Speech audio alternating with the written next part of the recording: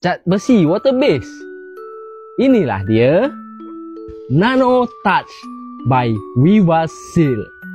Okay guys, Nano Touch Viva Seal for wood, metal and concrete.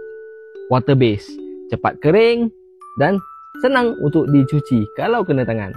Inilah dia, Nano Touch by Viva Seal.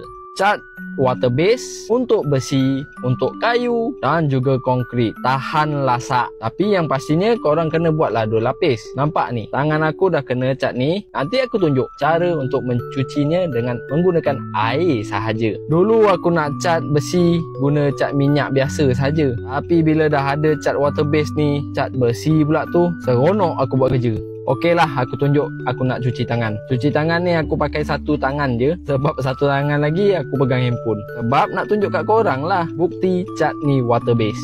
Boleh cuci. Tapi jangan biar lama-lama kat tangan korang. Nanti susah cat tu nak tanggal. Korang tengoklah hasilnya sendiri. Senang cuci kan? Tapi kalau korang nak tengok ketahanan cat ni selepas kering, komen part 2 di ruang komen. Anda dapat sesuatu? Moga bermanfaat.